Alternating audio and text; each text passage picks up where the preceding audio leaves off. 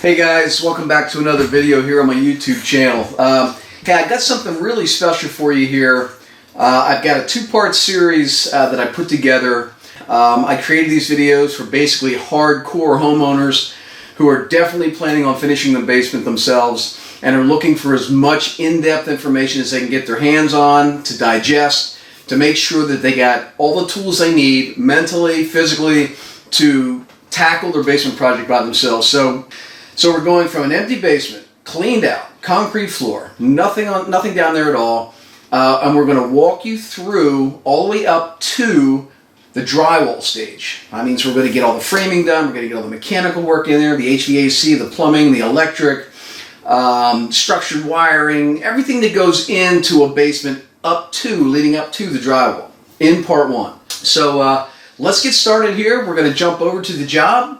I'm going to be with my brother today, and we're going to go down there and we're going to start the design of this basement here this morning, the layout. This video, I think, is like 2 hours plus long, so again, you might want to watch it in stages. If you're not into a long video, if you're not into getting this in-depth into basement finishing, then this is definitely not going to be for you. But for you guys that are actually planning on finishing your basement yourself, I think you're really going to enjoy this video, so let's get started.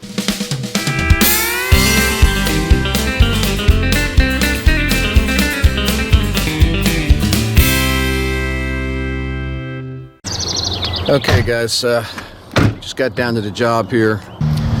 Take you around back here. Okay, this is an exposed basement, so it'll be easy for us to get our tools and our lumber in here this morning. All right, and the homeowners have this one really cleaned out.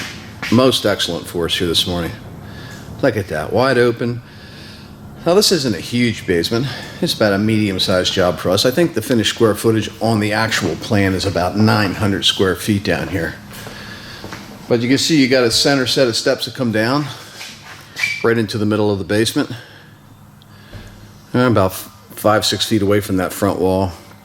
Got two support columns that we have to work around. Since it's an exposed basement, we got a 6-foot slider, or that might be a 5-foot slider, a 5-foot sliding door that we'll have to frame around, and two full-size windows. And then our mechanical stuff up here, we've got all grouped together nicely by the builder. We got the water heater, the furnace. Behind the water heater, you can see the gas. There's a gas manifold back there. All that's going to be put into a nice little storage closet. And over in this corner, we got the sump pump, which we're going to be building into a little 45-degree angle closet, unfinished utility closet. And right beside that, we've got the radon. All right, the radon's coming up out of the floor. And right here's the radon meter. All right, so we're going to be working around those obstacles as well. First thing we're going to do here this morning is we're going to be taking our drawing, and I hope you guys can see this. I hope it's coming through here in the basement. The lighting's terrible down here. You can see we got a TV family room area. We've got a brew area, which is really just a sink. It's going to be makes beer, so he's going to be using this as a brew area here. Got that closet right here that I was telling you about with the furnace and the water heater in it. There's that little corner angle wall right there. It's going to have the sump pump in it. Come down the stairs. Over here in this corner, there's going to be a closet. Like I guess we call it a kid's closet. An activity area. And over in this far corner here, when you come down the steps, there's a door that goes into a bathroom with a 4-foot shower toilet and a 30-inch vanity and a little linen closet. Behind the bathroom, we got a little storage area that you actually have to come in through a door over here behind the steps, walk right under behind the steps and into this area here in this unfinished space here. We will also be putting our sewage ejector, which is going to run all the plumbing for the bathroom. So that's going to be in this unfinished storage closet here. And then the main area out here is where they're going to spend most of their time. You know, you've got the two windows and the door out here. This is the TV family area, and the TV will be on this wall here. So this is our one big open area right here where I guess they'll be spending most of their time here. And then they got the activity area here, which is more like a play area for the kids with the closet over here. So we'll be taking that drawing and our chalk line this morning, and we'll be going around and we'll be snapping our lines on the floor. What we'll do is we'll go around the whole perimeter first, and we'll lay out all the exterior walls, and then we'll come back in and we'll lay out the interior walls, which is this wall here, and the stairway walls, and the bathroom walls, the linen closet, all these little walls over here, and then the closet wall over here. It might take a homeowner, someone like yourself, if you've never done this before, it might take you an entire weekend to lay it out to make sure that everything's right. But this much I can tell you for sure. This is one of the most important parts of the project. All right, laying these walls out is critical to the rest of the project. This is the beginning of the foundation for the whole project. If these lines that we snap for these walls are wrong, the whole job's screwed. Okay, so I mean, truly, this is such an important part of the job, so much more important than most people think it is. You never want to go back and tear walls out, so you want to make sure from day one, when you lay out these wall lines, when you're snapping these lines on the floor, you want to be darn sure that that's where you want your finished walls to be, because there ain't no going back after you start pounding them up and covering them chalk lines on the floor. You know, if you don't like what the positioning of the wall is, you're going to be ripping it back out, and that is just a terrible thing to do. It's a terrible waste of time and materials. Take your time with the layout. Take your time with this part of the project. If it takes you the entire weekend to do it in your spare time, then so be it. But make sure that before you begin to, you know, plug in the saw, turn on the radio, strap that tool belt on and start cutting lumbers to cover these layout marks on your floors, that you like the position of the walls, because from here on out, after those lines are put on the floor, that is your finished project. All we're going to do then is cover all these chalk lines with walls. So this is really, really an important part of any project, whether you're remodeling your basement or your kitchen, or if you're, you know, if you're building a home, whatever it is, wherever you're going to be framing, wherever you're going to be laying out lines for walls, this is critical. So I'll kind of step you through it as we do it here this morning and show you how we begin to do this, how we begin to take the marks off that drawing and get them down the floor and start snapping. So, okay, one other thing that I wanted to show you here real quick before we start laying it out. This basement was pre-plumbed for a bathroom by the builder. The pipes were put in before they poured this basement floor for a toilet and a vent line and a sink line and all that. But unfortunately, like in most cases, the homeowners hate the location that where the builder roughed it in. It just doesn't work for their layout, for their plan. So what we're going to do is we're going to eliminate the original plumbing put in by the builder. So let me spin the camera around here and I'll show you what the builder did, and I'll show you where we've redesigned to put the bathroom so that it works better with the floor plan. All right, so right over here, guys, you can see, if you've watched any of my videos about bathroom plumbing or whatnot, a lot of my videos are centered on this item right here, which is the sewage ejector. All right, this is the pit that the sewage ejector grinder will go in, and all the bathroom wastewater will end up in that pit, which is below the floor. All right, put in by the builder. They also had a sink line here, is what I'm presuming would have been for a sink, and this would have been for a toilet over here.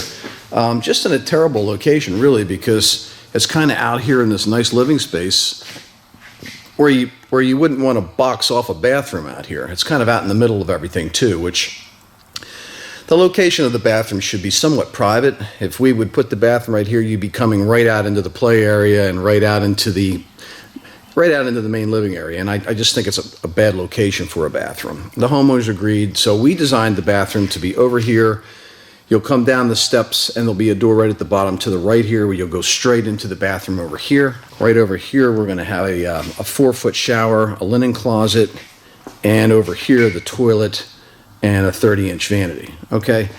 So when you come out of the bathroom, you'll be coming out private at the base of the steps here. And then you have to come out here and turn around to get out into the action, to get over here to the TV area and whatnot, okay? So the bathroom's gonna be kind of around the corner over there at the base of the steps now. So if you've got a situation where the builder has already put your plumbing in the floor, and you know that he sold you on it when you bought the house, or you bought the house from somebody else and they said, yeah, the basement has plumbing already to go for a bathroom if you ever want to finish the basement, and if you just don't like the location of these pipes, of what the builder did here, forget about it. It didn't work for us, it didn't work for the homeowners, so we have elected to move the bathroom right over there in that corner. And here you would come down the stairs. There's a door at the bottom of the stairs here. You come in, and there's that 4-foot shower, the linen closet, the toilet, and the 30-inch vanity. They originally had the bathroom right over here, which would have squeezed off this whole room here. You'd have been so close to the stairway wall, there would have been no usable space left over here. So putting the bathroom here, in effect, would have just killed this whole, basically quarter of the basement or more of the basement. It would have killed it. So by removing it from this area here and putting it over here, we made the bathroom more private and we opened up more space. It really starts with the design. Even before you get to the first day of the job here, as we are today, for the layout, the project really starts between your ears. You know, what do you want? You know, what zones do you want? What wish list do you have? What's on your list? What are you going to check off? What boxes are you checking off? Do you want a bathroom? Do you want a bedroom? Do you want an office? Do you want a play area? Do you want a home gym? Do you want a home theater? You know, you got to know what you want first, and then you have to design it. And then once the design's done, it turns into what we have down here. All right, and really, once this has been created, the job can start. This is really, doing the design is really the beginning of the basement project.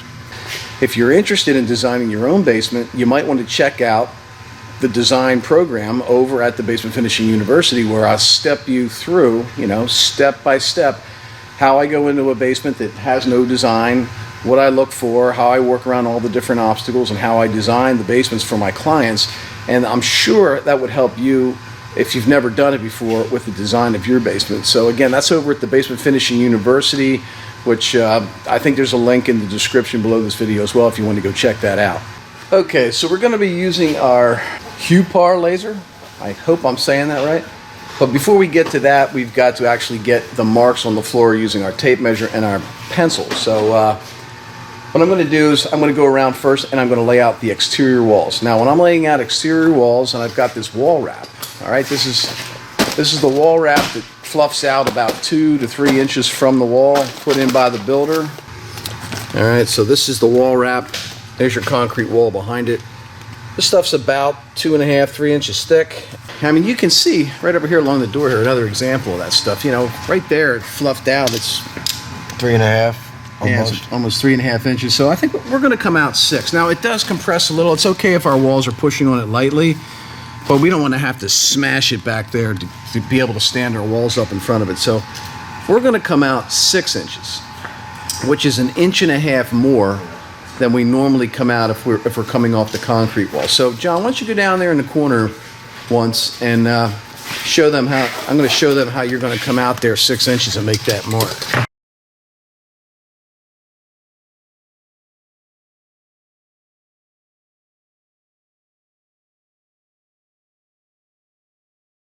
All right, so you see he's pressed up against the side wall over there and he's coming out 6 inches. All right. And he's making a crow's foot right there. So that mark right there is 6 inches off of that back wall right there. Okay, so he's going to do that in every corner of every wall in the basement. But he's making another 6.5 inch mark coming the opposite direction. Okay, so he's got one for each wall. Up the other end of the basement here, he's going to do the same thing. You know, I'm not going to lay out this whole job on camera here, but since we've shown you how to put the crow's feet on there, we might as well go ahead and grab that chalk line there, John, if there's enough chalk in it. We'll show you snapping one line here, and then the rest of the basement's just going to be rinse and repeat. All right, so we're using a regular chalk line from Home Depot. This one is this one's a Bostitch. All right, doesn't matter what kind you use. Just make sure it has a good line in it. You want to get one with an extra thick chalk line in it. We're using red chalk. Oh, go ahead, John. So he's going to go up that end of the basement. And he's going to get on his crow's foot. And I'm going to come up to my end here. And John will snap it for us. Okay, I'm right through my crow's foot. And John up the other end is on his. John, are you ready? Yeah. All right, go ahead and snap it. Okay. All right, so there's a 6 inch line. And you want to make sure that it's, you know, you've got enough chalk on the floor. That looks like a pretty good line. All right, and that is the line that our first wall is going to sit on. All right, and we're going to sit on which side, John? The back side. So you see we're putting an X on the side of the line that we want our wall to actually sit on. All right, so there is wall number 1. The crow's feet 6 inches off the wall and the line snapped. Now you can see we've got a whole bunch of exterior walls to go around here. We're going to do the same thing on this front wall here. And all these marks are being put on the floor according to our computer design that we did on the computer. All right. Whatever the computer image says, whatever the finished design says, that's exactly what we're going to be doing down here. We're not going to be changing anything at this point. That plan that we have over there is made in concrete. All right, there you can see he's got his 6-inch mark off that corner and his X set to the side that we want the wall to sit. And we'll just snap a line from there all the way down to the corner down there. All right, so we're going to go ahead and we're going to finish that. We're going to get all of our other 6-inch marks. We're going to snap all of our exterior walls. Let me go ahead and we'll finish laying this out, and then I'll show you what we're going to do next.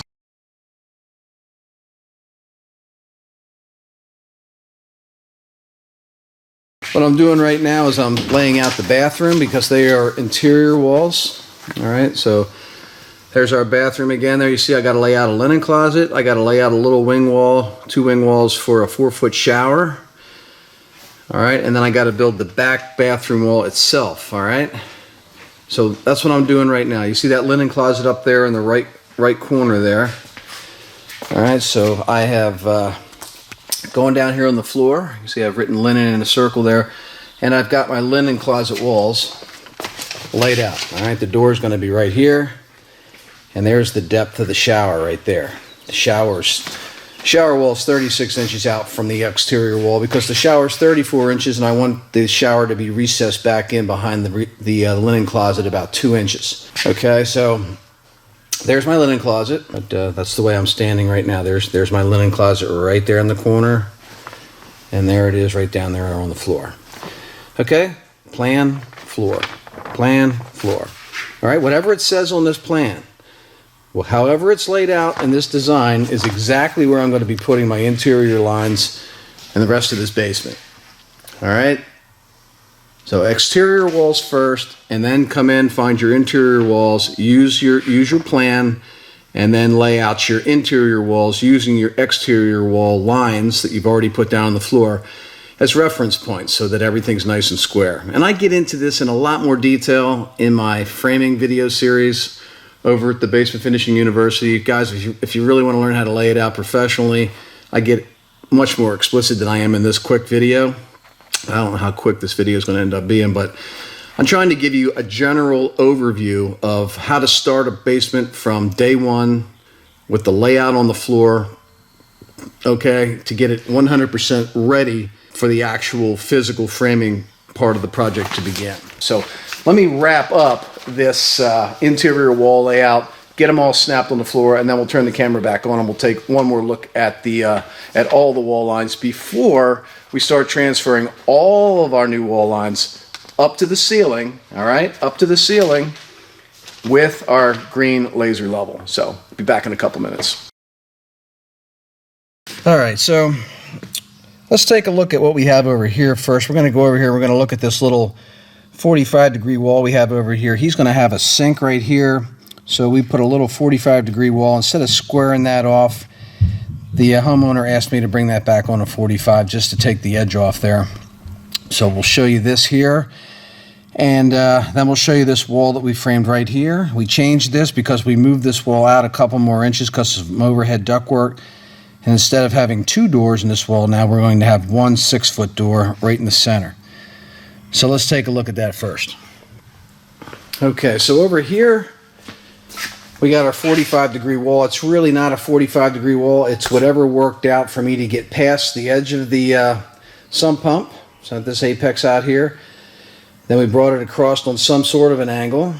I brought it back out, and I squared it back to the wall. So it comes out a foot, goes down about 3 feet, turns on an angle, comes out, turns back on an angle, and goes back over to that wall. Now the reason that I did this here, this 3-foot section and this 1 foot back, is because we found inside the wall the radon. The radon stuck out off the wall about 8 inches. So I had to come out 8 inches, and because we also had this drain line here and this radon pipe here, we just fit them all inside a corner like that. All right, so I worked my way around those obstacles as best I could. All right, this is where the laundry sink's going to be. I guess you'd call it whatever utility sink he's going to have for making his beer right there. And over here, because we had to come out past that ductwork up there. I had to actually come towards the camera, towards me a couple more inches, which made it so that I could put a just a 6-foot door, which runs from there to right there. A 6-foot door will enable me, when they're both open, to go in there, change the furnace filter, service the furnace itself, and also if the water heater ever goes, which it will eventually, they'll be able to cut it loose and drag it out that 6-foot door. So instead of putting 2 doors on there, we went to 1 door. Anytime I could do 1 door instead of 2 on a wall that's only about 12 foot long, it's a better situation. So 1 6-foot door there. All right, so that's those 2 areas. All right, and then we might as well leave this area. We'll come back over here. I'll show you how we frame underneath the stairs and laid out for our bathroom wall and our 4-foot shower and our linen closet, and then our door coming into the bathroom. And we also laid out for this long wall here along the stairway, because remember, we don't have any stairway walls here, so we had to lay out for that. And this section of stairway wall here, which will turn into an open railing from here to the end of the steps right here. But we still have a bottom plate that'll come the whole way down to the end of the steps. So let's go look at this little setup over there. All right, so here we have our door going to the bathroom right here, which is also in the same wall as the stairway wall. As you can follow that down there. You see that red line goes the whole way up, just about to that pole down there. All right, so we had to lay that wall out. And the way we got this wall was up on the ceiling, we found where our wall was going to have to connect up here, so that we had 4 inches from the edge in.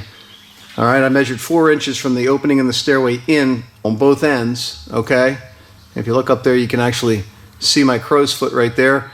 That's 4.5 inches in, or 4 inches in rather, a 1/2 inch for drywall, which is already on the stairway wall, and then 3.5 inches for our framing, because the 2x4 is 3.5 inches wide. So I came out 4 inches there, and if we come down a little bit further, down this end here, I also went up there and made another 4-inch mark right there, off the edge of the stairway opening. We snapped it up there first on the ceiling, and then I used my laser level, and we shot it down onto the floor. All right, and that wall just goes straight down past the steps and turns into the bathroom door wall, okay? I hope that makes sense to you. So now let's step inside the bathroom.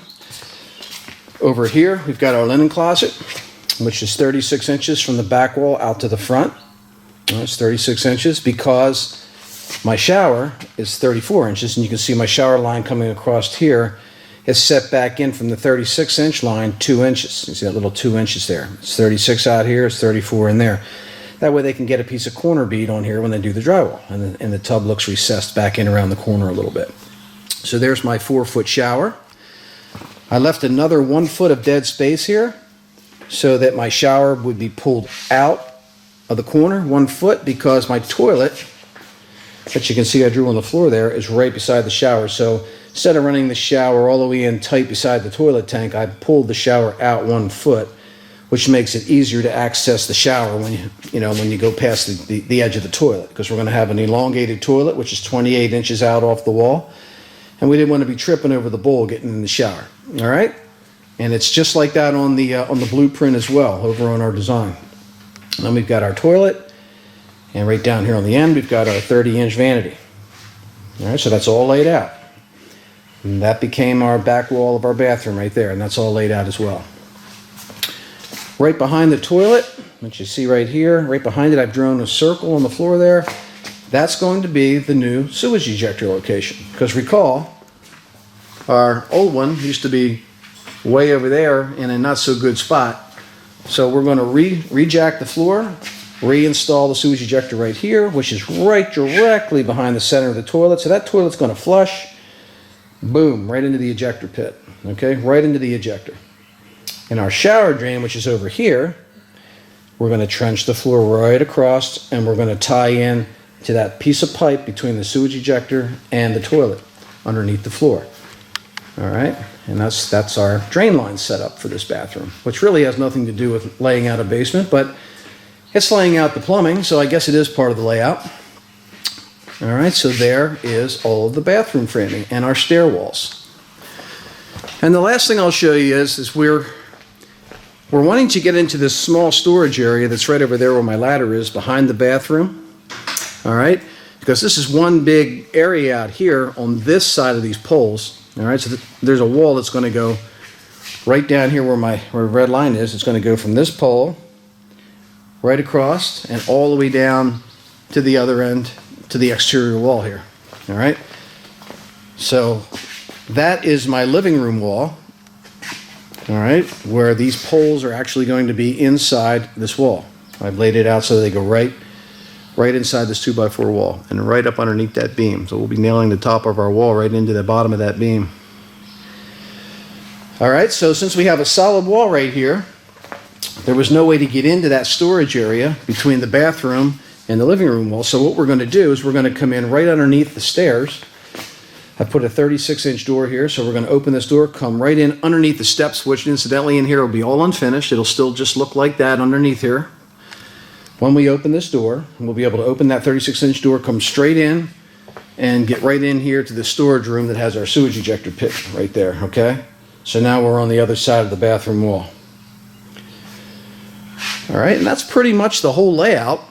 All right, so that's pretty much the layout. All right, we talked about the bathroom, the stair walls, the door right here going under the stairs into this area that we couldn't access any other way because the living room wall here is a solid wall. And they didn't want a door here because they want to put, they just didn't want a door along this wall in this area at all. So we put the door going in under the stairs.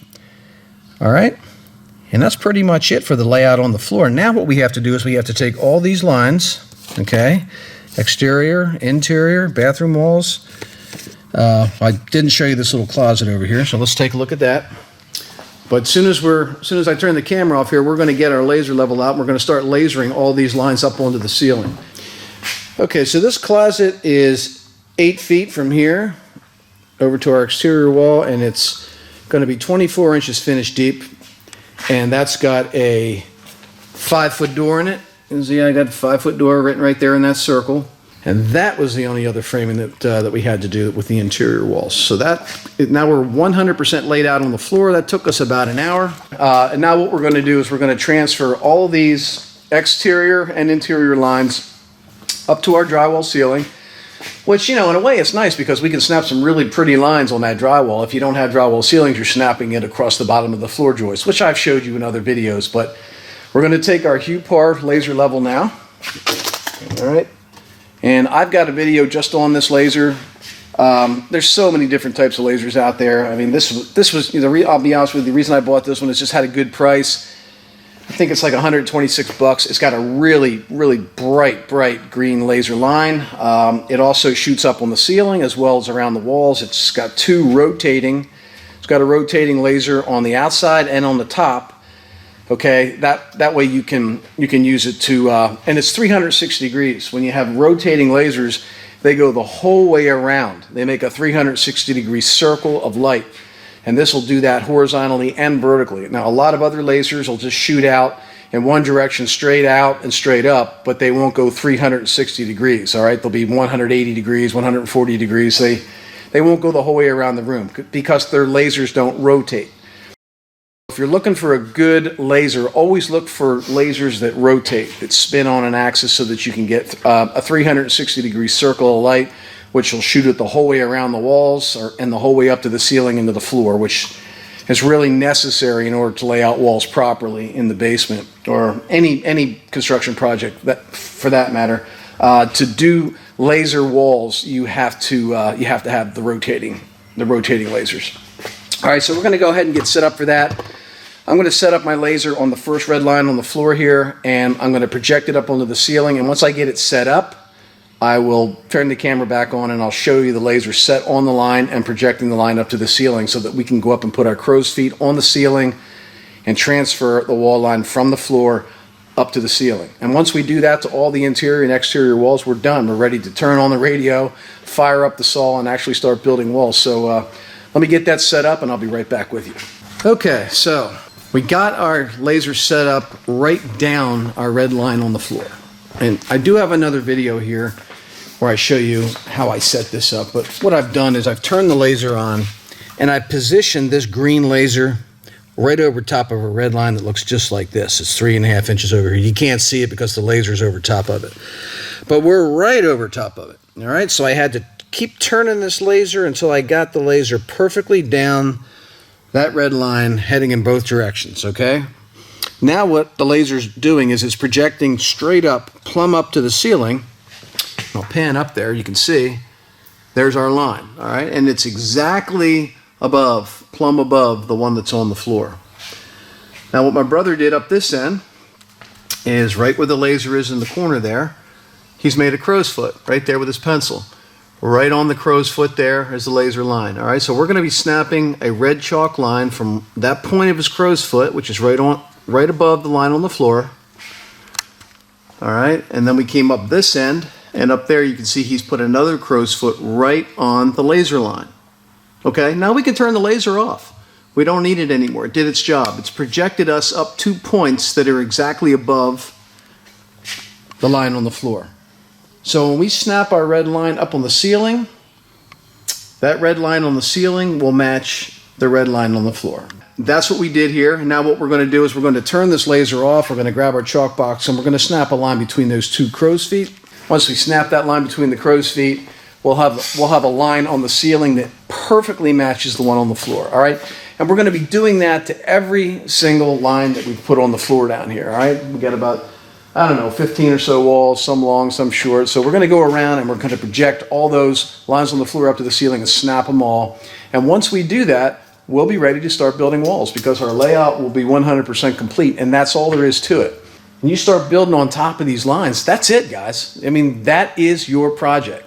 So that little simple plan that I printed off out of a simple computer program, all right, that plan and my tape measure and our chalk box and our laser this morning have set up this whole job for what this job will become. All right, so don't mess up this part. Make sure you have a solid design first before you even get down here to do this. Make sure you have a solid design, all done 100% that you love.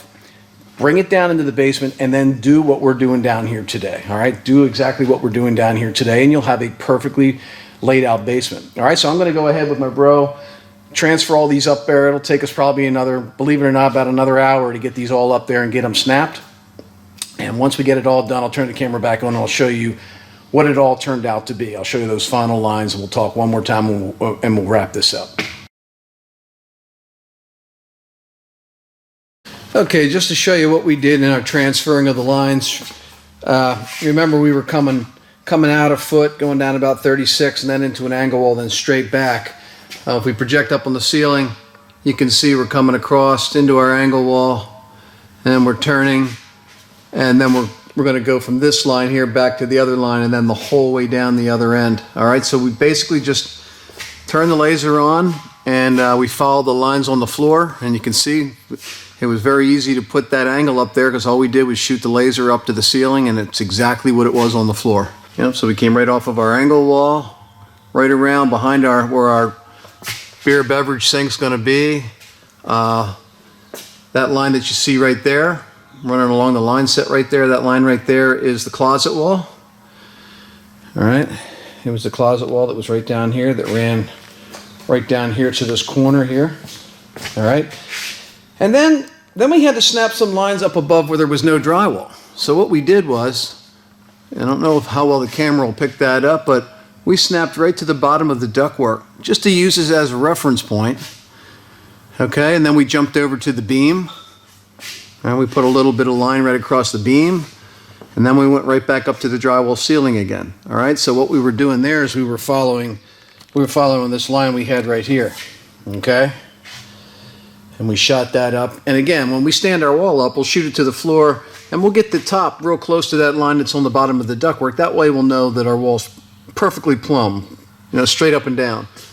We'll shoot right to the bottom of that beam. We'll know that our line's perfectly up and down. Then we'll jump back up to the full height right there.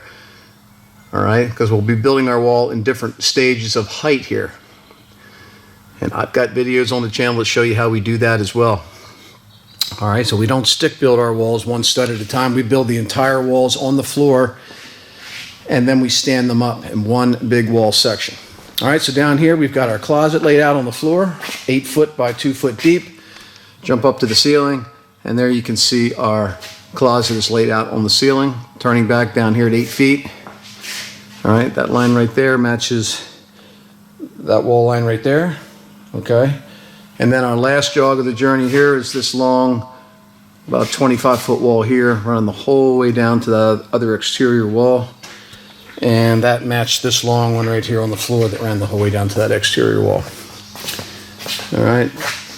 And in the bathroom, we're the same, guys. We just took the lines that we had on the floor and we transferred them up to the ceiling. All right, so we'd know we would have perfect walls. It took us about another 45 minutes to an hour to get all of our lines up there. And if you can notice as well, we've put X's up there on the side of the line that our wall is going to be sitting on. All right, we do that on the ceiling. And we also do that down here on the floor. All right, always mark the side that your wall is going to be on with an X.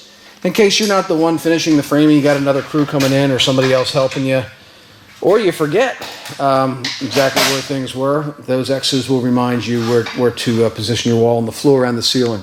Okay, so that's pretty much it for going from the print to your floor to your ceiling for your layout. I know that this video didn't get into the tiny little nitty-gritties of all the situations that we're doing here, but so, I mean, it gives it to you in a roundabout way. We're not getting down to perfect brass tacks here, but this should give you the concept, you know, give you a broad spectrum on exactly what we're doing. We're going from that print that came out of the computer to the floor to the ceiling. Okay guys, so it's day 2. Yesterday we laid it out, got everything ready. It was about 1 o'clock in the afternoon. We said, hey, we're taking the day. We were out of there. We could have started framing yesterday, but I wanted to keep this in daily slices for you. Today we're going to start the framing. I showed you yesterday that we got the lines on the floor from our design using our print. We got them up to the ceiling using our laser. Didn't really show you all the fine detail ins and outs of us doing that with the laser, but I do have a video here on the channel that shows me using that HUPAR laser, and I show you how I transfer my line exactly from the floor up to the ceiling and then snap my line. So you might want to check that out if you want to see how we actually got the lines from the floor to the ceiling. But anyway, today we're going to be covering those lines on the floor and the ceiling.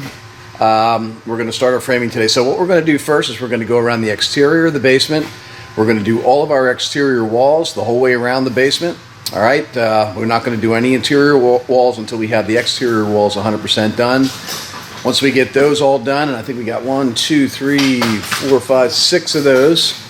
We'll get those 6 done, and then we'll come in to the interior walls, which on this job are the bathroom walls. We got a linen closet in the bathroom, and we have 2 stairway walls as well. So I'm not going to have the camera running all day. I'm just going to, you know, film a little bit of us setting up, getting the plates ready, me getting some measurements for the wall studs, and then we'll pop up a couple walls. And when we start to get it framed up and we have some progress made here, I'll turn the camera back on and you can take a look at what we've got done. So this is day 2 on this basement. We've got a 3-man crew. I've got my brother and his 1 son, Nate, and myself. So that's a 3-man crew today. And we're figuring we'll probably get the majority of the exterior walls close to being done today. But because it's just a 3-man crew today, it'll probably take us 2 days to get all the walls stood up. And then we probably got 1 more day on soffit work, which is us covering up all the duct work with our framing. Probably have 1 more day of soffit work, and we should have her done in 3 days. So today's Tuesday. We should be done framing by Thursday of this week. Now, if you're a homeowner and you're doing this, there's just no possible way that's going to happen because, number one, we're professionals. We do it every day, and we're going to be moving at a much faster speed than you could or probably can. And you know, normally homeowners are doing the work by themselves or maybe with a friend. Maybe it's a 2-man crew, and it's going to take you a week to maybe several weeks to frame your basement realistically if you're doing it on weekends and part-time. So that's the game plan for us for the next 3 days. We're going to be doing the framing. We're going to be covering those lines on the floor and the ceiling that you saw me work on yesterday on day 1. And as we progress, I'll keep you up to speed, and we'll do some walking around with the camera, and we'll talk about what we got accomplished here today. So I'll see you in a little bit. Okay, we got our saw guy set up over here. He's got a stack of 2x4s on the sawhorses. All right, so we're starting with our exterior walls. We're going to start with this wall right here inside what's our family room TV area. You can see I've got 2 plates on the floor there. They're 16 foot long. We always start with 16 foot lumber. People ask me a lot, should I get 8? Can I work with just 8 footers because I can fit them in my van? Can I get all 8 foot lumber? Can I use 10 foot lumber instead of 16 foot lumber? And the answer is no, you shouldn't. You should never use anything less than 16 foot lumber to lay out your plates. All right, you don't want to be putting together a bunch of sections of wall. You don't want to put 2 8-foot sections together here. It's a stronger wall, it's a straighter wall, it's an easier wall to build if you just use longer lumber. If you can't transport it to your job yourself, then you should call Home Depot or some other lumber yard, just have it delivered to your house. All right, so we got 2 plates. I've already laid them out. I do have detailed videos on how to lay out these plates, so I'm not going to get into it in this video here, but you can see I started in the corner here with a flat stud, one on edge on the end, and then one turned sideways, which will receive our first wall that'll be coming in from this direction. All right, so that's my layout, and then I'm every 16 inches set ahead with my layout. If you want to see how I lay these plates out, I've got a 6-part framing series here on my YouTube channel. Check that out. It's a lot of really good stuff in those 6 videos. If you can digest what's in those 6 videos, you'll know how to lay out all of your plates, and you'll know how to build these walls that we're building here today. So check out that 6-part framing series, and you're going to learn a ton from that. All right, today this video is not about that. Basically, the series that I'm doing right now is just how we get from point A to point B, point A being starting the job, to point B, which is drywall. Okay, everything that's going to happen between day 1 leading up to when I call my drywaller in here is what this series is going to cover. Okay, and then we're going to jump over to another series where we're going to take it from finished drywall the whole way to the end of the job. Okay, so what we're going to do now is we're going to get these plates down here. I've already ordered the studs from the cut man over there. John, how many studs do we got going in this wall? Did I give you a count yet? 15. Okay, we got 15 studs. What was the length? 101 and 7/8. 101 and 7/8. Okay, so we got 15 studs ordered from the cut guy to go between these 2 plates. Nate, you want to spread them plates out for us? Okay, whenever we build our walls, we always keep the white plate, the regular lumber, up against the wall where we laid them out, and we bring the green plate back to the length of the studs. All right, the reason we do that is because we build our walls in one big section. All right, one big section. We don't build it, we don't nail the bottom plate to the floor and nail the top plate to the ceiling and then go and put studs in individually. That's called stick building, and we don't do that because then you're toe nailing your studs into the wall.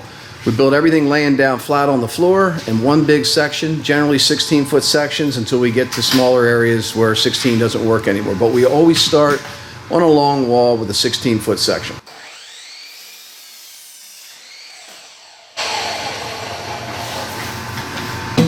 All right, so he's going to go down there and put these 15 studs in position.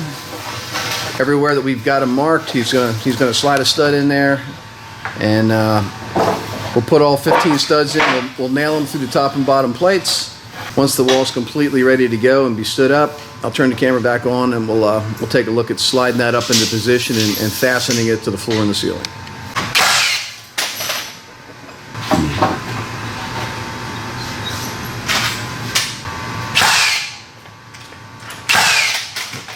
Wall number 1, up in position. All right, that's a 16-foot section, or just short of 16. We didn't need the whole 16, but it's like 15 foot, a half inch, something like that, the actual measurement. So we've got that in. We've got it shot to the floor. We got it shot to the ceiling. We've got it plumb and level. Looks real good. All right, so now what we're doing is building wall number 2. It's just a little 8-foot wall. That's going to be the back wall in this bathroom over here. We're going to pop that in there next. Okay, wall number 2 up. That's the back side behind the shower bathroom wall. So we got our 2 walls up there. There's no wall in between these 2 walls right here. Notice we have about a 10-foot gap here. That's because this is bordering a storage room here, and this is unfinished in between those 2 walls. So no wall here. Now we're getting ready to build almost a 30-foot wall. What we've done is we have 2 16-foot plates that come right down to here. All right, there's the seam. It's 16 from there all the way down. And then what we're going to do is we're going to go from here with another set of plates. But they're about 12.5 feet to get down where our next wall is going to stop and start. Right down here, we're going to be turning right here. So we stopped it right there on the end, okay? So we're gonna build this in one long wall. All right, go ahead and stack those plates, guys. Stack your plates up for measuring your stud lengths. Always put your bottom plate down, your top plate on top of it. And then we're going to measure off the top of those two plates, get our wall studs, and fill in the blanks here, and put this 30-some foot wall up in one section.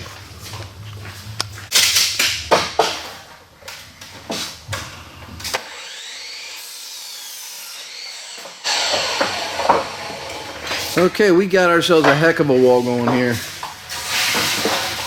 It's like we're laying railroad tracks here. We got a 16 and a 12.5 foot wall together. We're going to create one long wall. We're going to stand this up in one 30-foot section. All right, we're not nailing plates to the floor. Again, I keep recapping on this, but please don't nail your bottom plate to a red line on the floor, then go up and nail your top plate to the ceiling and try to toenail all the studs in between, because you're going to be building weak, crooked, crappy walls. All right, please don't do that. I know I'm going to get a lot of flack from other YouTubers and maybe some other contractors that do it that way, but look, when you've been doing it as long as we have, over 30 some years, we've tried every way to frame. Believe me, if there was a faster, easier way, we would be doing it. Your walls are stronger this way and they're straighter. All right, and you can build them in one section, even if there's obstacles overhead. Now this particular wall here, we're going up to a perfectly flat drywall ceiling and connecting, so we don't have any ups and downs on this wall that we have to contend with. Over here, we were underneath a soffit, and there was some plumbing and gas lines up there and a beam, so we came down about 10 inches here on the end. The rest of that's going to be filled in inside a soffit up in there, so it doesn't matter that, you know, we have that gap right there in the corner. You can see that wall doesn't go all the way over to that white pipe, but that's okay. It doesn't have to. We just needed to drop underneath that beam, and I just came back to the next available stud and cut it out there. All right, just made the framing easier. All right, so that one had two heights to it. It had the full height, and then we dropped down 10 inches on the end to get underneath that beam obstacle. Over here again, we're going perpendicular, not perpendicular, we're going parallel rather with the floor joists that's above that drywall. So we had to put what's called cats up there, wood blocking. You can see I've got 1, 2, 3 wood blocks up there.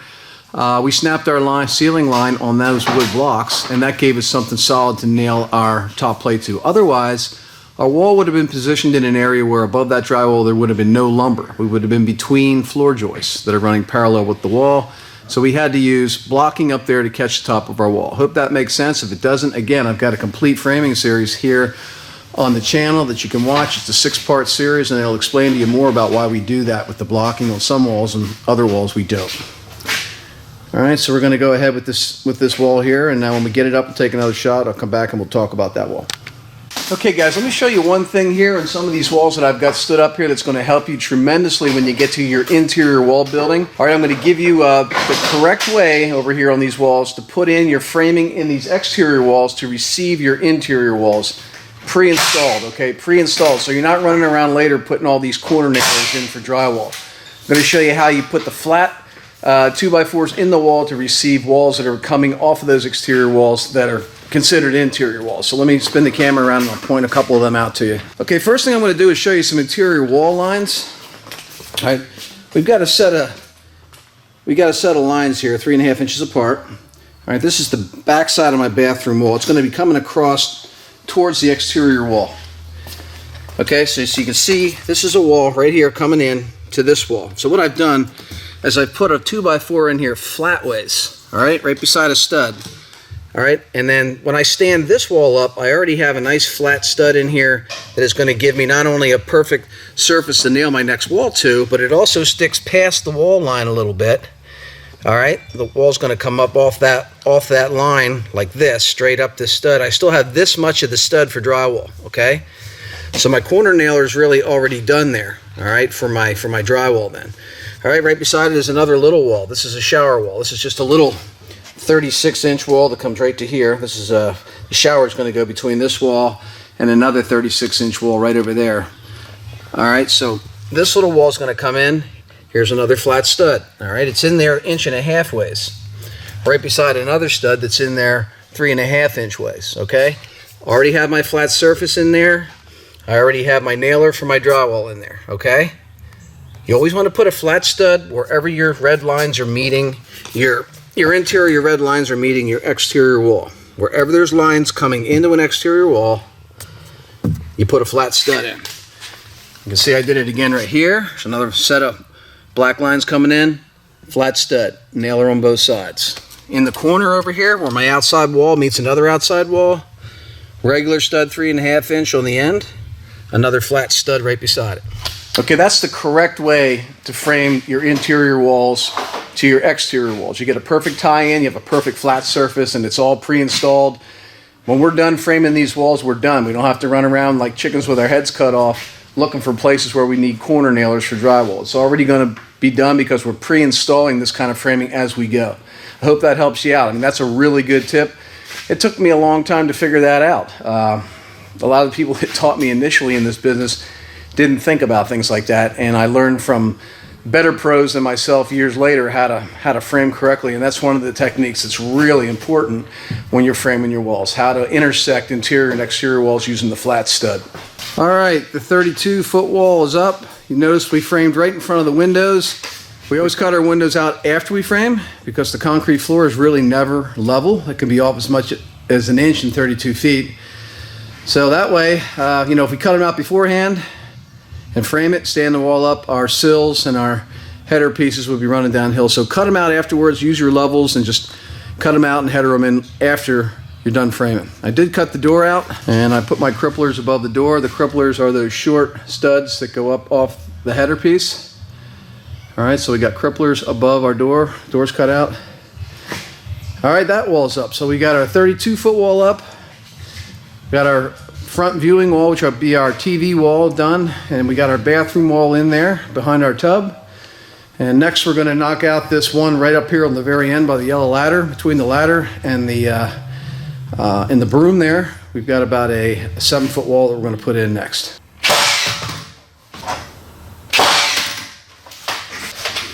Okay guys, so there's that 7-foot section of wall going up. Again, we built everything laying flat on the floor. We're not stick building, we're nailing through our bottom and top plates straight down into our studs. That's the strongest way to do it, the straightest way to do it. Okay, we're ready to slide that one up.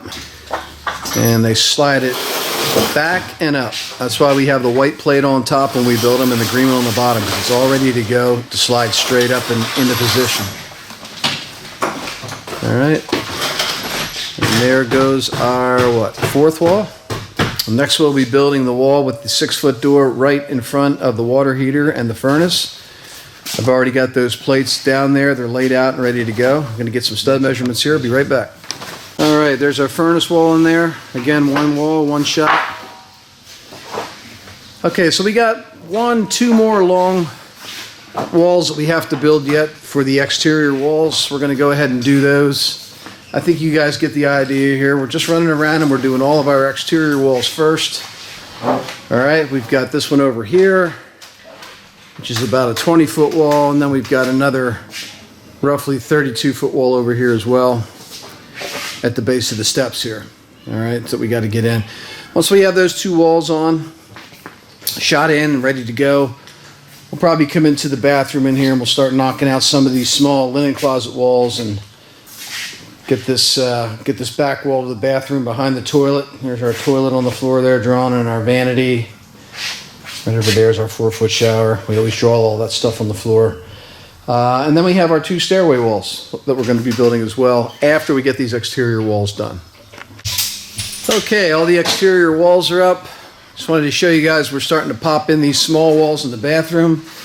Just did a 36-inch shower wall there, another 36-inch shower wall there, and just a little 24-inch wall right here with a 16-inch linen closet door in it. Really small door, really small closet.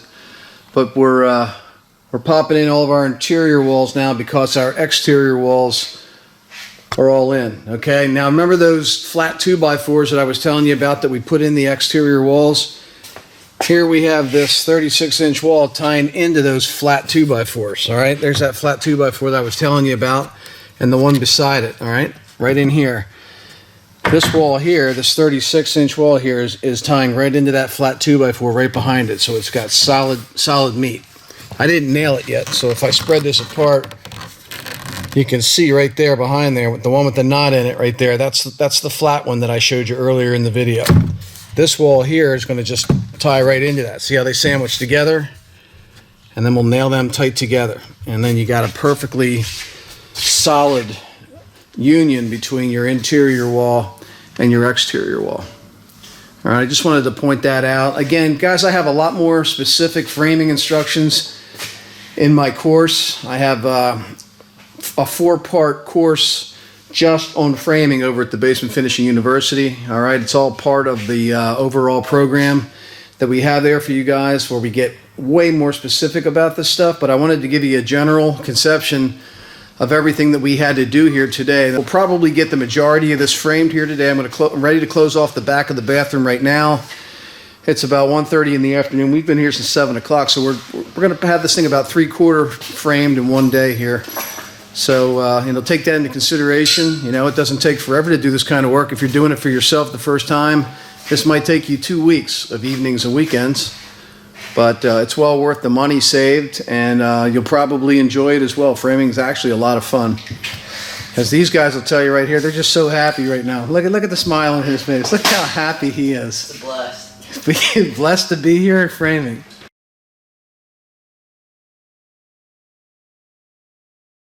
Okay, we got our last section of exterior wall going up.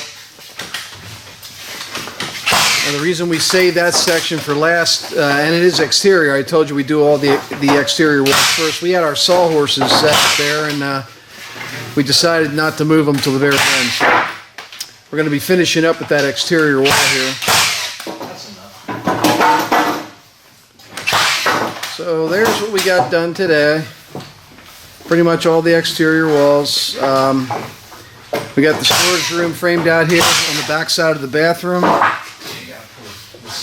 And back over into this bathroom.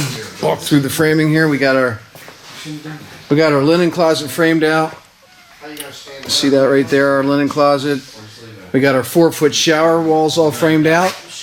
All right, that's a 48-inch shower, and between the framing, exactly 48 inches. All right, you never figure for drywall, because your shower always gets set before drywall. So when you're framing for a 48-inch shower, it's exactly 48 inches. All right, and we made it 36 inches deep.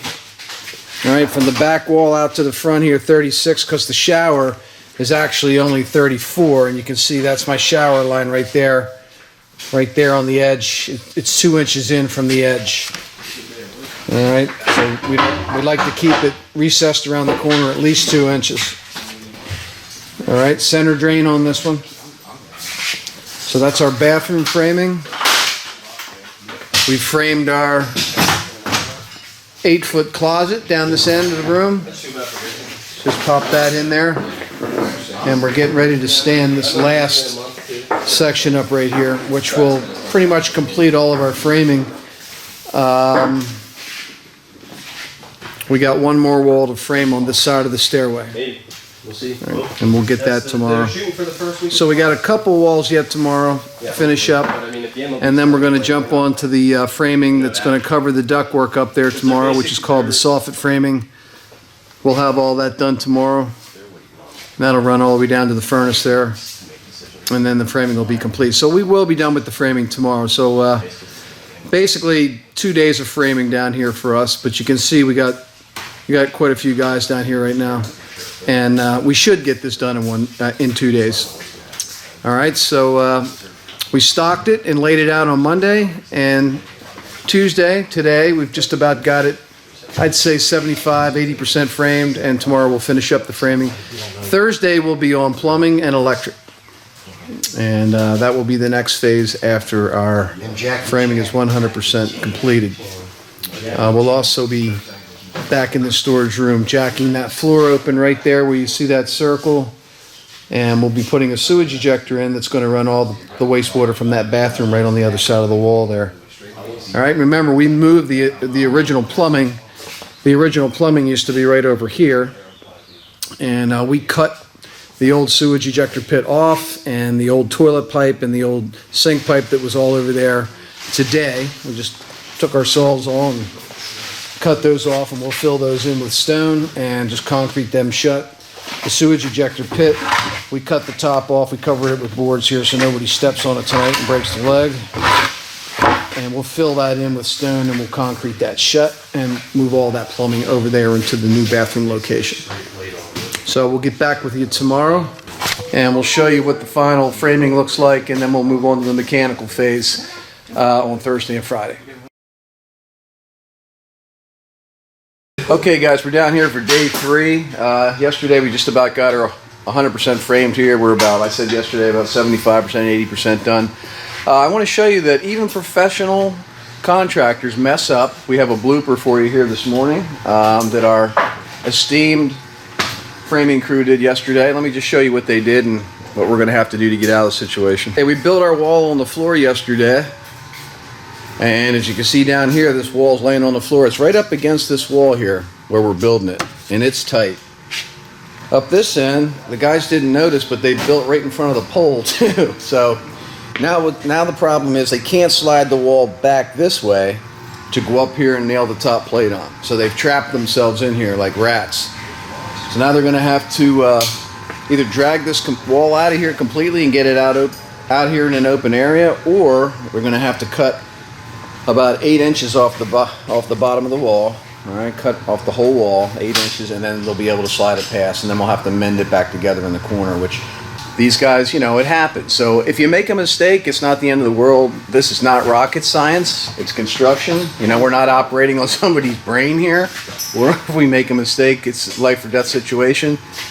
Just adapt and overcome. So we're going to take care of that first thing this morning, get that wall up, get the rest of our exterior walls up, and then, like I said, we're going to be jumping up overhead here. We're going to be framing the skeleton that's going to go around all the ductwork, which is called the soffits.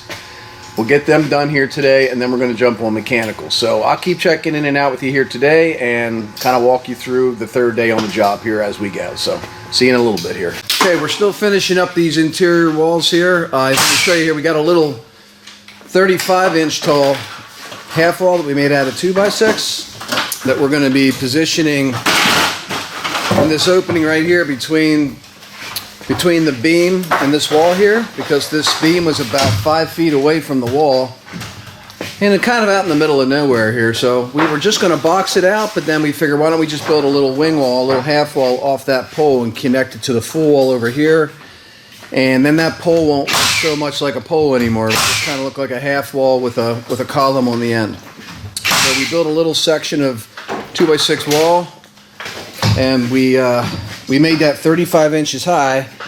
We make all of our half walls 35 rough. Looks like it's gonna go. All right.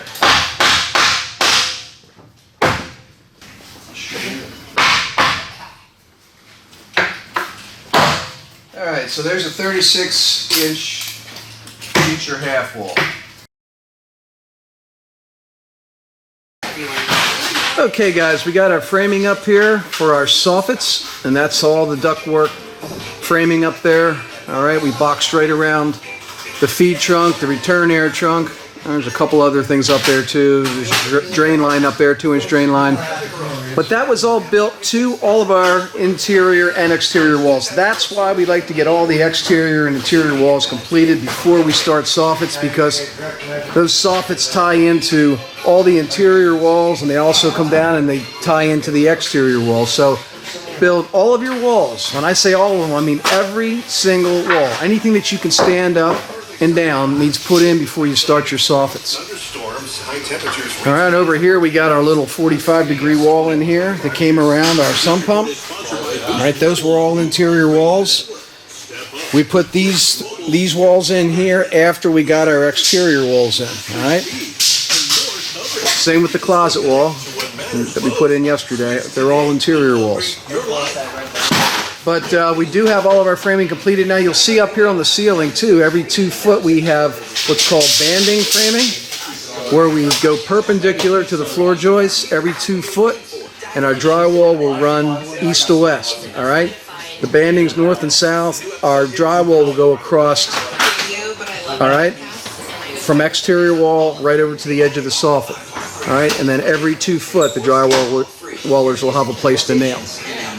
All right, the banding is the very, very last thing. If you have to use banding, which we did because we had an existing drywall ceiling and we need this banding to fasten our recessed light cans to, you can cut that.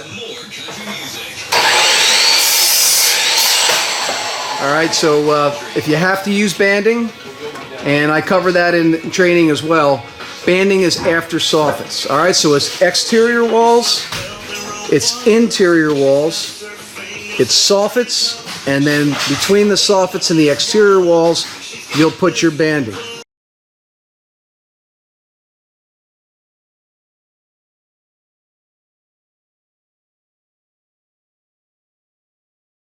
Up right now. No, it's gonna go up over.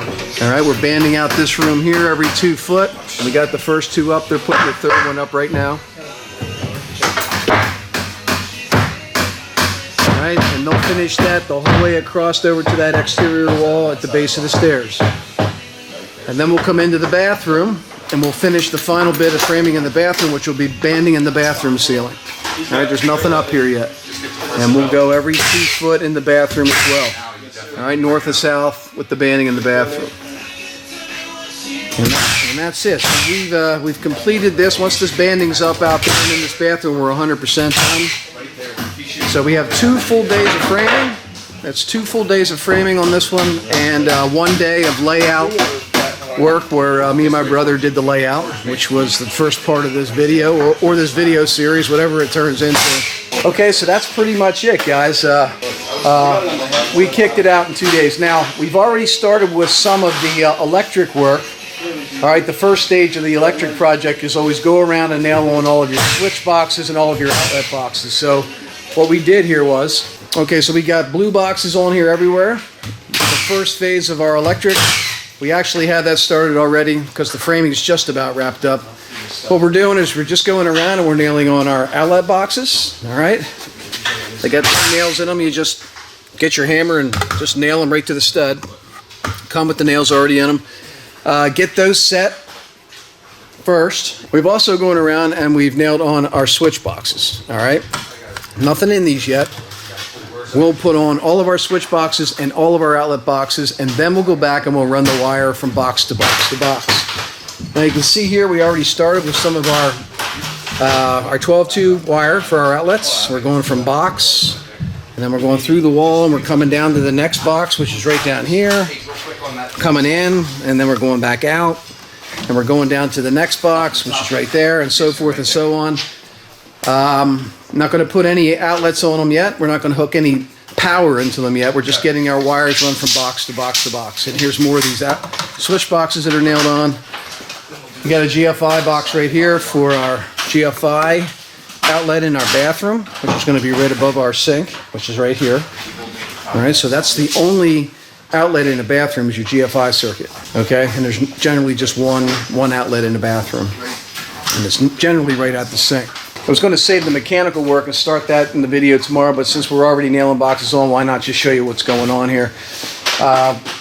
Once we get all of the boxes nailed on, the switch boxes and the outlet boxes, we'll, like I said, we'll pull the wires from box to box to box for the outlet circuit, and we'll also go from all of our switch boxes up to all of our recessed lights that are going to be up in the ceiling. Now, we haven't started that yet, but our recessed lights are going to go between that banding that we put up there. We're going to be cutting holes up in the drywall wherever we want our lights, okay? I'm not sure exactly the position of them yet. We haven't laid them out yet.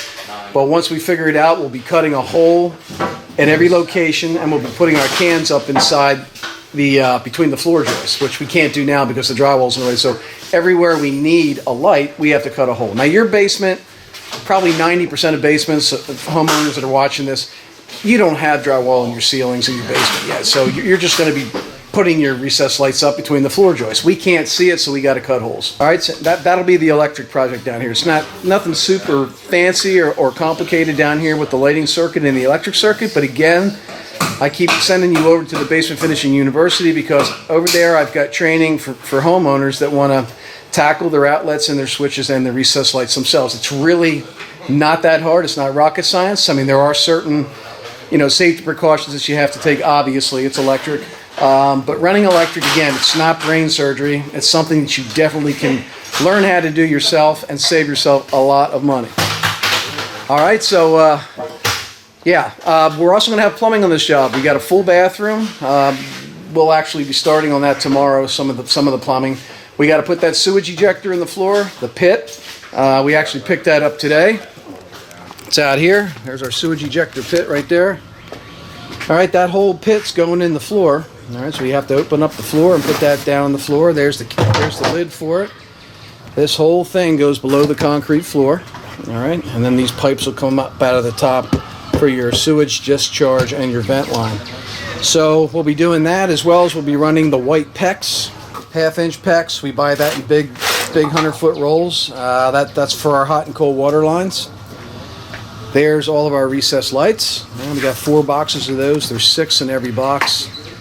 You see they come with the can, and they also come with the trim ring and the can. All right, everything's in one box. There's our sewage ejector motor that's going to go down inside the sewage ejector pit. Guys, everything that you see here is from Home Depot. Like I said, we do just about 90% of our shopping for all of our basements at Home Depot. And I'm not selling Home Depot. I've got no allegiance to them. Again, they just have everything that we need for basements. The lumber that we use, we're buying from a local lumber yard because it's a little bit straighter and it's easier to get a delivery from the local lumber yard than it is from Home Depot.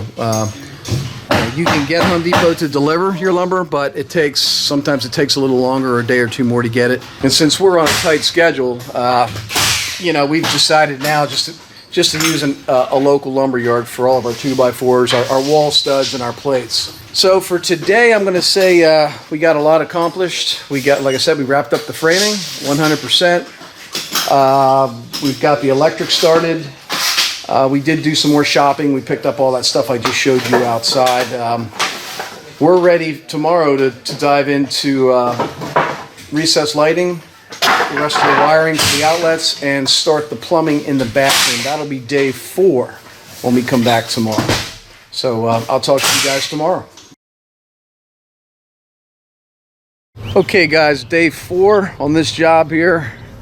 I didn't get here first thing this morning. I got my guys down here. Today, like I told you yesterday, we were going to be working on getting those recessed lights up in that drywall ceiling and starting some of the switch wiring as well. Yesterday we did get into a little bit of wiring for the outlets. Got all the blue boxes hung like I showed you. So let me just point the camera around in here. The guys are having some lunch here. All right. How you guys doing? Good. Great day. All right. Okay, so let's just pan up overhead. You can see where we cut the drywall out here.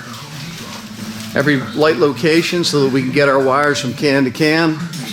Then we just chopped out the drywall so that the back of our can could fit up between the floor joists. All right, and then we ran the wire right along our banding. We didn't go up through the drywall. We went right along the banding, and we put a staple up there to hold it up above the banding. All right, so that'll all be above the drywall ceiling. So we've got about 10 cans on this side. Down here where our little brew area is going to be here. We have a sink down here. We've got two lights over top of that. You can see up through the top of the framing over the door, we've got not only our yellow 12-2 outlet wires, we're also running our switch wires and our light wires through there as well. Everything goes through the center of the 2x4s. Over here we got another 6 cans up in this area. Underneath the soffit where we could get them, all right, because we have a lot of ductwork and stuff up there, so wherever we could get them, we shoved another can up in there as well. All right, you can see between the ductwork there and the edge of the soffit, we could squeak another can up in there. So we stuck 3 more cans up in there to go with these 6 out here. So it won't be real dark underneath that about 5-foot deep soffit. All right, we did manage to get some lights underneath there. All right, let's see all of our switch wires coming out here. We're running our switches, all of our wiring up to our cans. Everything's labeled. All right, I show you guys how to do this in the trainings too, guys. If you want to run your own electric, I do have training for this. It may look complicated, but trust me when I tell you, again, it's not brain surgery. This is something that if you watch a few videos and pay attention, you could do this yourself and save a couple $1,000 doing your electric yourself. In the bathroom, we've got one recessed light over top of the tub. There you can see our light fan combination. That's also got to be vented outside.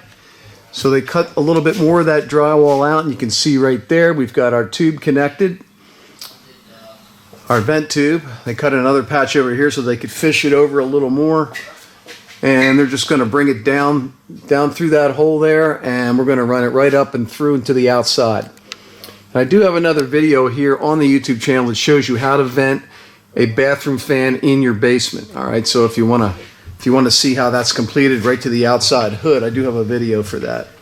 Check that out. And that's about it.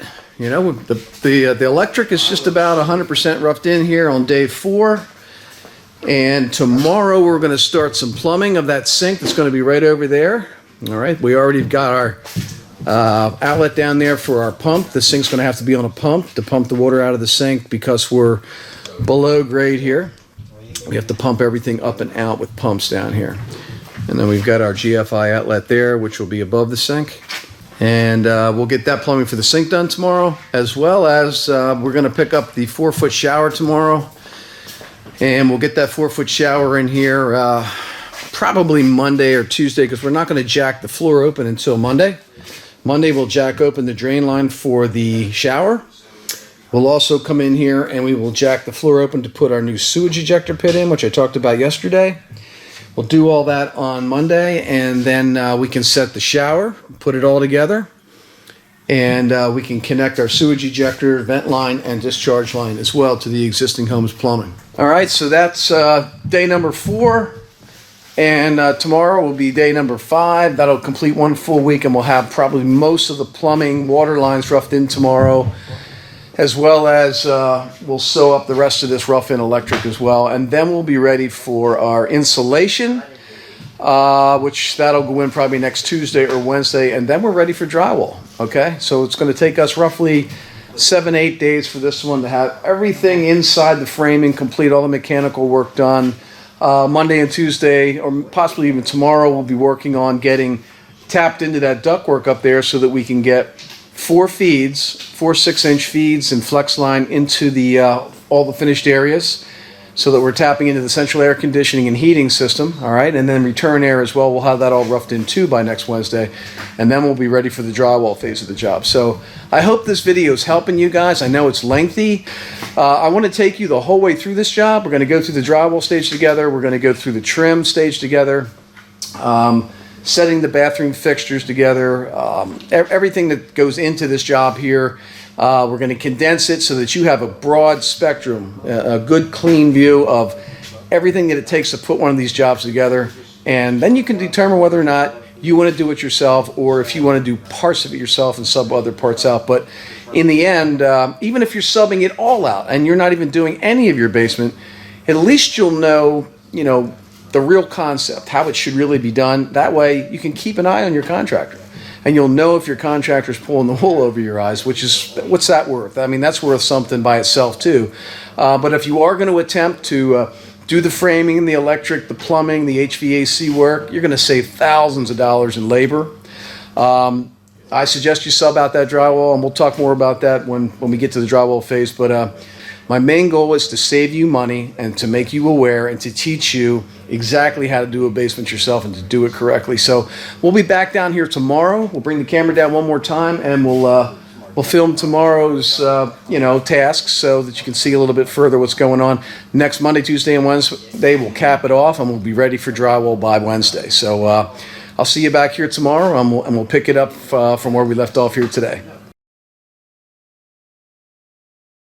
Okay guys, day 5 down here. I'm going to be down here and check out what the guys are up to. Going to be working on the plumbing today. We got the jackhammer going down here this morning. We're jacking out the new sewage ejector pit. So we'll see a little bit of that action, as well as the HVACs being put in.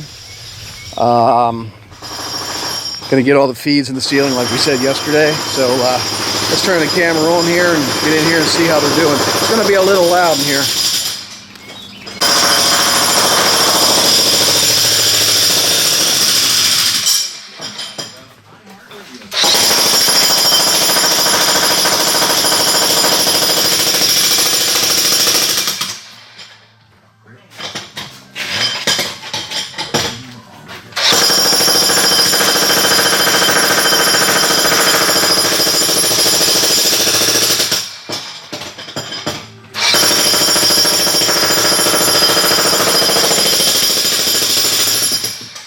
Hey Nate, take just a 5-minute break, man.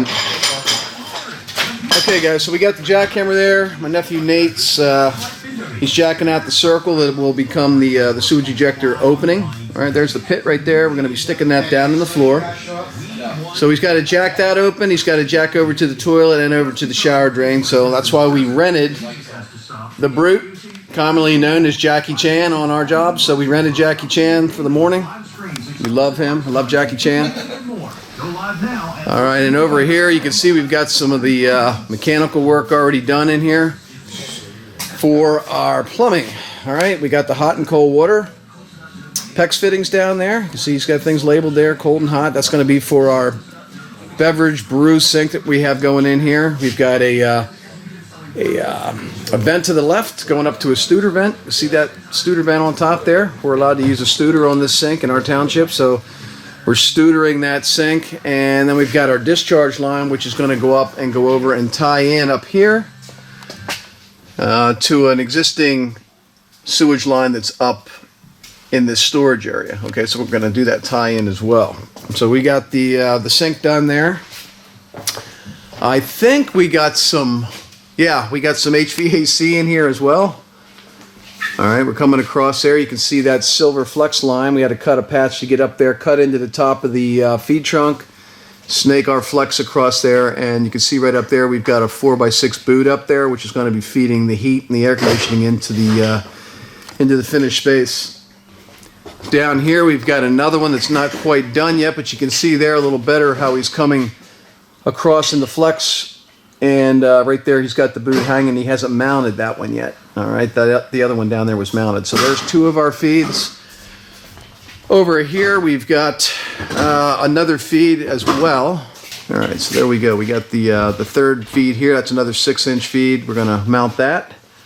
And that's coming from the ductwork way over and above that beam in the other room. All right, and this HVAC stuff, it's really easy to do. I've got detailed videos over at the Basement Finishing University. I have a whole 2-part series on HVAC installation where I show you exactly how he's doing those tie-ins to get this over here. And here we're going to have a 4-inch feed in here as well for the bathroom. All right.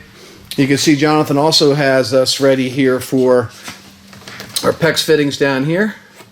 All right, we got our cold on the right and hot on the left here. All right here's the toilet line down. And that'll be our nipple coming out for the toilet supply. And then he's got another T on here where he's going to go through. And he's eventually going to end up over here in this area. And I'm standing in the shower here. In this area right here where we're going to have our shower valve. So we do got the plumbing going here today. He's also got his drain line roughed in and over, ready to drop into the sewage ejector pit when all that's done later today. So these guys got to get jackhammering down here, so I'm not going to run my mouth anymore. But this is day 5. We're trying to sew up the mechanical work today. All right, so this is Friday, the 5th day on this job.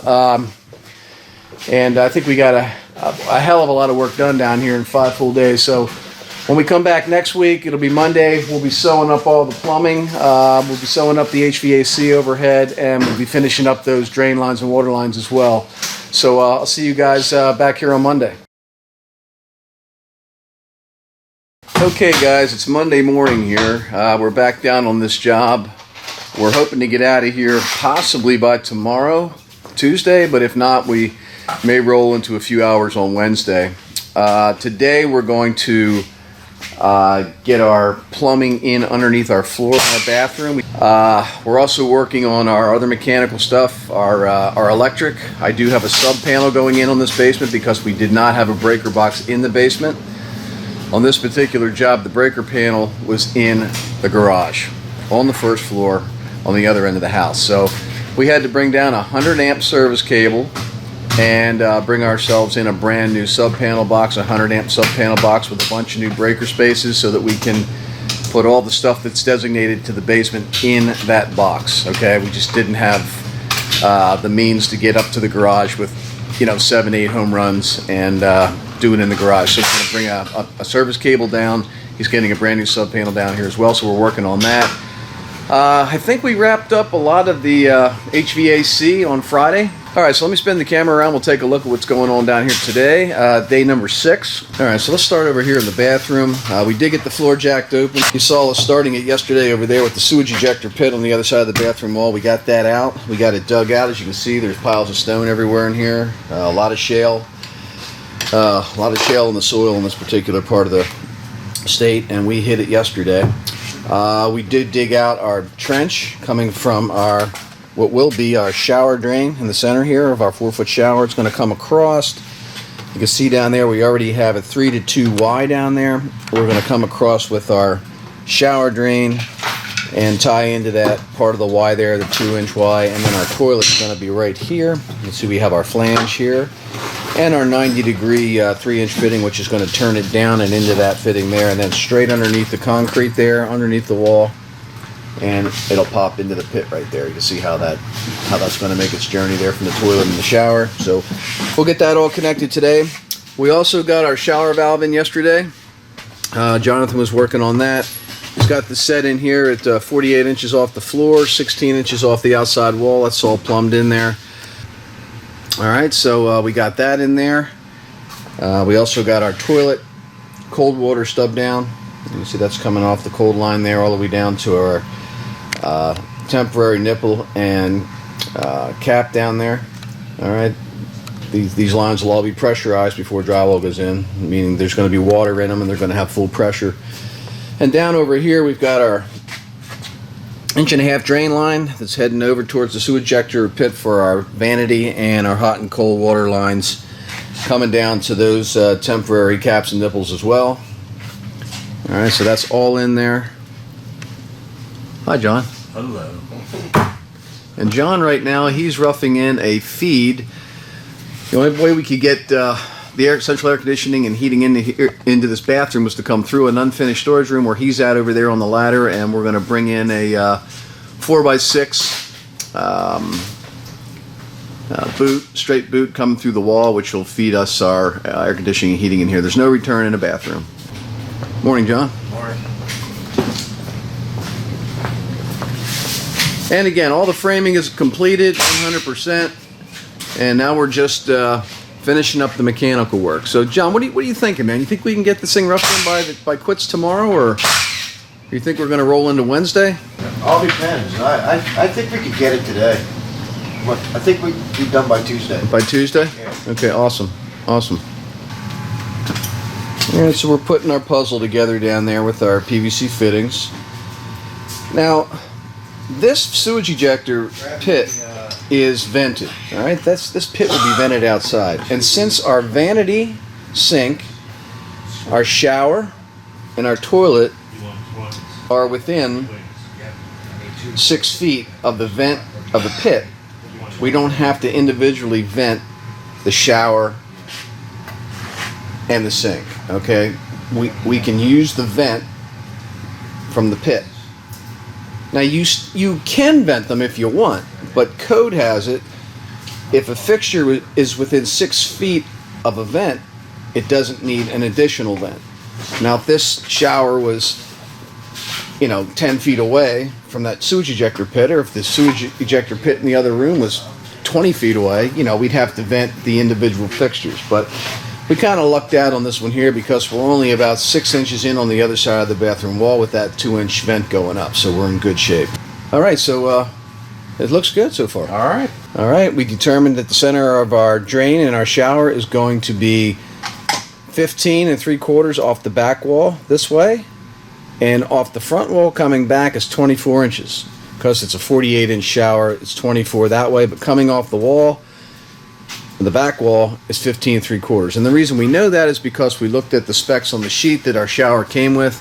And I think I've told you that, guys, before, that you should always look at the specs on your shower when you get it. It's written right on the back. All you have to do is, it's written right on the box, rather, which model you have. You just pick up which model you have on your spec sheet here, find which model you have, and then down here it'll tell you what your dimensions will be for C and for B. B and C give you the center of your drain, and we find that information right over here in this chart. All right, Every shower pan, every shower that you buy comes with one of these to show you how to plumb in your drain. And that's exactly what we did. We're also running speaker cable down here for the homeowner to, what, 5 locations, guys? Yeah. Got 2 front wall, or 3 front wall locations, and what, 2 rear locations for surround? Yep. At the homeowner's request. We don't do that on every job, but that's just one of the other things that we're running. Today we've got the speaker wires to run. We've also got the coax for the cable TV. We're running some of that. And just getting the rest of our home runs, which are your main lines from your panel box, out to your switches and your outlets. We got a couple more home runs to get back here into our panel box today. Again, you can see there we have about 9 coming in so far. Got a couple of them hooked up here for some temporary lighting and whatnot. Alright, so we're grabbing some lunch here. What's for lunch? Oh, look at that. So we do eat good down here on our jobs. Look at that. Lunch of champions. Alright, so I just wanted to show you what was going on back here in the floor in the bathroom. We did get our shower pan in there. We set it over top of our drain just to make sure that we had the drain centered on that pan, okay? And it is trapped down there in a 2-inch trap. Again, it's not vented right here. I normally would come across right here and vent into this wall and go up, but since I'm less than 6 feet away from the 2-inch vent in the pit right over there, I don't have to vent this shower separately. Same goes with the sink drain. It's only about 3.5 feet away from the pit, so this piece of pipe coming down, if it would have been further away, I would have vented it right in that pipe right there and taken it up and tied in to the ejector in the back room up higher. But everything's within 6 feet, so we're within code. There you see we got our toilet line, our 3-inch line turned up. All right, and we're just going to put, we're going to be putting this, which is our toilet flange, right down on top of that. All right, and then that will concrete around that. All right, that'll go like that, and then we'll concrete all this shut. Fill it up with dirt and stone, and we'll fill it up with about 3 or 4 inches of concrete. All right, the center of that toilet flange is 13 inches off the wall. Okay, from the rough framing to the center, I like to do 13. And we centered the toilet between the vanity, the 30-inch vanity, and the edge of the shower over here, the indentation here for the shower. All right, so we have a trapped 2-inch line running down into a 3-inch line for the shower. We got a 3-inch line running into a 4-inch pipe, which the 4-inch goes right through and down into the pit. All right, and that's how we get our drain lines in here. The sink drain's 1.5 inches. It goes in through the wall, and it's going to drop into the vent line that's going to be coming out of the top of the sewer ejector pit. Once we get the vent line done, we'll tie this 1.5 inch sink drain right into the 2-inch vertical 2-inch vent that's coming out of the ejector. And that's how our sink will drain. All right, and there's our hot and cold water lines for our sink, and our drop down, stub down for our toilet, 1/2 inch. And right over to our shower valve, right into the valve. We came out of the top of the valve with hard pipe, all right, with copper. Always come out of the top of your valve in copper, and right up to our shower head.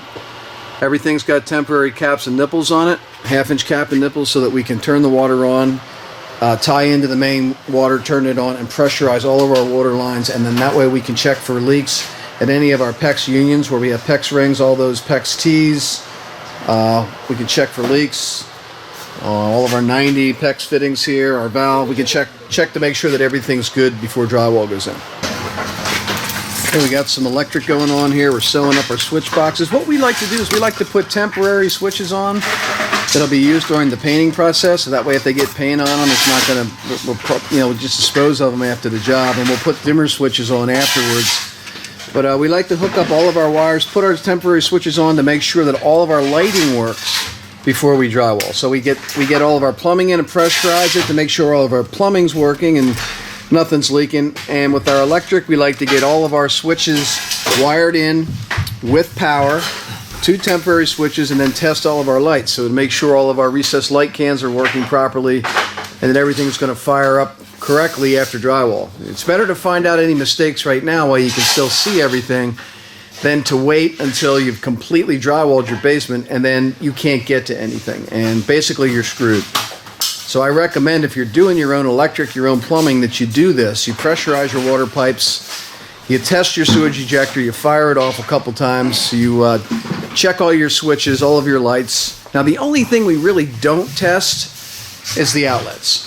All right, the outlets, that's pretty simple wiring. It's just going from box to box to box and back to the panel box. It's pretty hard to screw that up, but switches, they're a little more complicated. There's a little more theory to wiring switches than there is with outlets. As you can see in this box here, how many wires are coming in here. We got 5 wires coming into this box. There's going to be 3 switches in here, and there's a certain way that this is going to need to be wired. So we want to make sure we pull all of our 3-way circuits correctly and have our hot wires everywhere that we need them.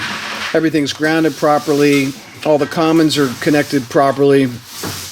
And the only way we can find that out is to go ahead and pre-install these switches and test the circuits to make sure that they're doing what they're supposed to be with all of our recessed lights. All right, and we go over all of that at the Basement Finishing University in complete detail if you want to learn how to do this stuff. It's just, there's a lot to listen to, and there's a lot to look at when you go through the training, because there's all kinds of different switches. There's single switches, 3-way switches, 4-way switches, you know, and everything's wired just a little bit different to the switch up to the fixtures. So you know, but if you want to learn how to do this, I mean, an electrician's going to charge you probably $2,500 or more, depending upon the size of the job. And they normally go by how many lights there are, how many switches, how many outlets. They'll count them all up, how much wire, and then they'll give you a price. I mean, it could be anywhere from $2,500 up to $5,000 for an electrician to come in and wire your basement, rough it in like this, and then come back and put all the finished switches and plate covers on. We can teach you how to do this stuff, and it's not rocket science. Okay guys, day 7 here, Tuesday. We are wrapped up here today. Got a few things left. Let me run around here, shout out these last couple things that we've done here today to get this ready for drywall. All right, so we did pick up our pump. This is call this a laundry pump. You can run a washing machine, you can run a laundry room off this. It's just going to be running the bruise sink. Now, here's the bruise sink. They picked this up here. That little pump's going to sit right underneath of it, and everything's going to be draining into that, and that's going to be vented as well and have a discharge hooked up to it. All right, so we'll have that put in here today. You know, we won't actually install the sink till after drywall, but we'll have the rest of the rough-in plumbing for the discharge line hooked up in there today. Correct, Jonathan? That's it. You got it. Okay. All right, some other small things that we were looking at over the course of this video. This is where the original sewage ejector used to be. We filled it with stone, and we just put concrete in there, so that's still wet. And that's where the toilet drain was coming out, and that's where the sink line was coming out, all concreted shut. All right, so we can, once that concrete sets up, we're ready for flooring right over top of those areas.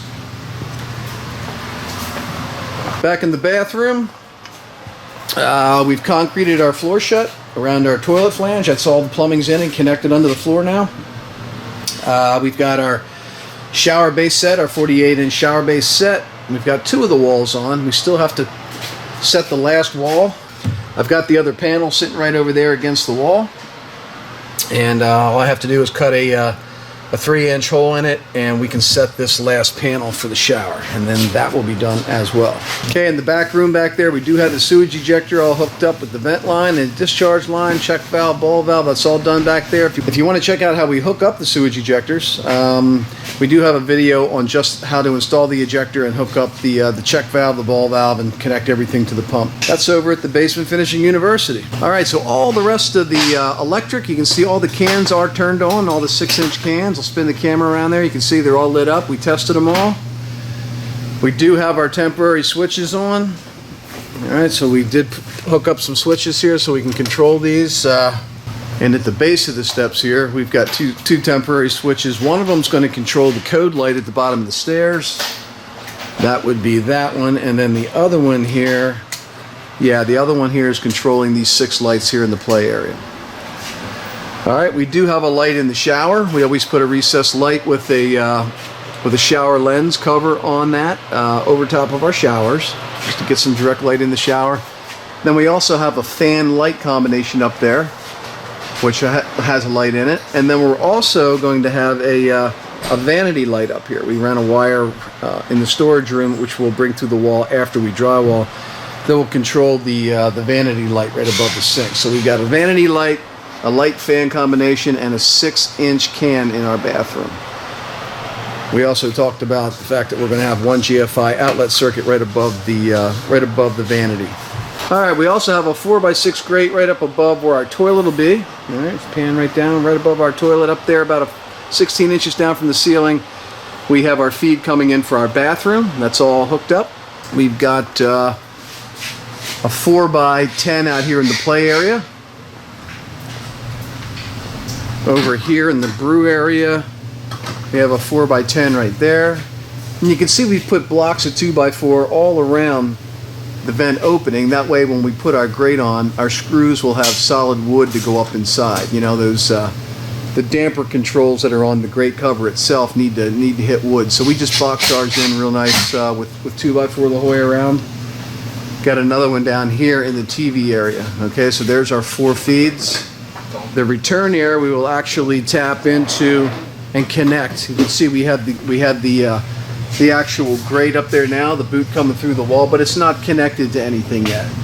We won't make the connection back there in the mechanical room to the return air until after the drywall's done, because we don't want to be sucking dust back into the return air system. So we do that after we paint, and basically when we're just about done with the job, we'll hook up the return air.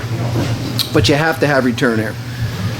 All right, so that's pretty much all of our plumbing for our sinks, all roughed in, ready to go for drywall. We've got our pump on site. We wanted to make sure that the pump was going to work out underneath the sink, and all that our plumbing that we had roughed in was going to work before we got the drywall in here, because we wanted to make darn sure that we didn't have to move anything after drywall.